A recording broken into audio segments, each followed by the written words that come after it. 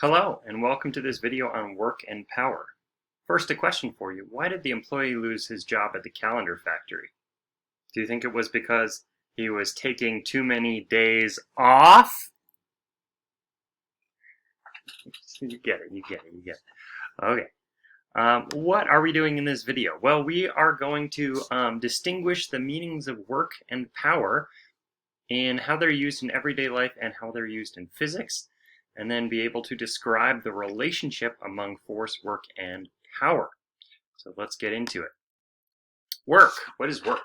So everyday definition of work, this is kind of a dictionary definition, is it's some activity that requires mental or physical effort. Maybe it's working in an office, maybe it's trying to do your homework, or maybe it's physical labor like construction. We think of it as something that requires a lot of effort. Work requires a lot of effort. But in physics, it's not the effort that matters.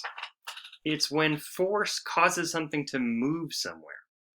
So force causes something to move somewhere. So this is important to take notes on. Work has a specific definition that comes from its mathematical formula. So it's force multiplied by the distance that that force is applied. So for example, you might be pushing this box up this ramp. So the work is the force times how far that goes. The unit for work, what do we describe work as? We use the joule. It's Joule, capital J is its abbreviation, and that's another derived unit. In other words, it's a unit in metric that comes from multiple other units, and it's equal to 1 Newton meter, Newton times meter. And here's how you might describe it. 100 newtons of force is used to move a box 1 meter, so 100 joules of work is done. Power. Power is another word that has an everyday definition and a physics definition. So the everyday definition might be the ability to do or act, physical strength and force, right? So the power of the people, or woman power, or having the power, right? Power up in a video game. Those are all everyday uses of power. There's another very specific definition in physics. So in physics, power is the rate at which work is done. So in other words, how much work we can do in a certain amount of time.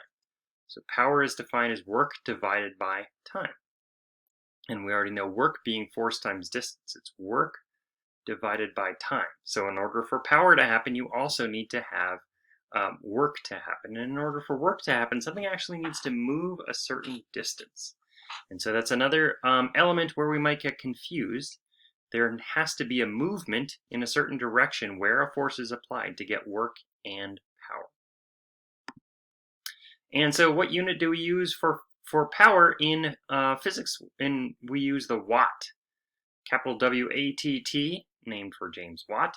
And it's another derived unit. It's 1 joule per second. So you can see there's our unit for work, the joule, and second is a unit for time. So power is a watt, which is otherwise known as a joule per second. Did you know? So probably the most common way we measure power in the United States is the term horsepower. And did you know the horsepower was created, that term, by James Watt, the man who we named the Watt after, in the late 1700s to demonstrate just how much power horses could do, how much power they could use in mining jobs. So he's trying to calculate, say, the average horse might be lifting stuff out of a mine over the course of a day, and this is how much power it would be. And in particular, it was looking at lifting about 550 pounds up 1 foot for 1 second.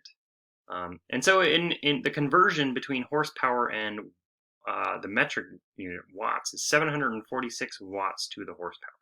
So a lot of watts for every horsepower.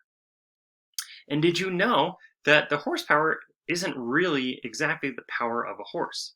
Your average horse, over short periods of time, can exert 15 to 20 horsepower. So power is related to an amount of time, and so over shorter times you can get a lot more power.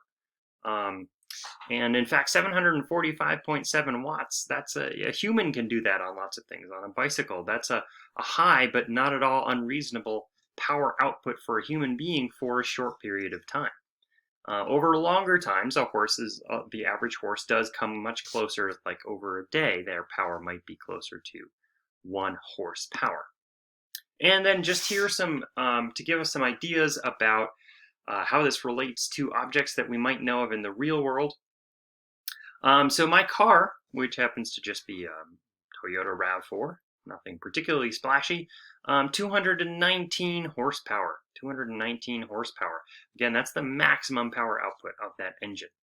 A Tesla Model S, it's an electric car, and there's a lot of power in some electric cars, 518 horsepower. The Dodge Challenger is probably the largest horsepower of any average production car, and one that you sort of would normally just go to a car dealership and buy and not have to have millions of dollars. It's 797 horsepower, but none of them hold a candle to this Emma Maersk cargo ship. This is the largest cargo ship in the world, and its power output is a maximum 109,000 horsepower. And then finally, the Saturn V rocket, the one that took astronauts to the moon, 160 million horsepower. So kind of an incredible amount of power, an incredible amount of work that can be done over a short period of time. Okay, I hope you enjoyed that brief introduction to work and power, and I will see you in the next video.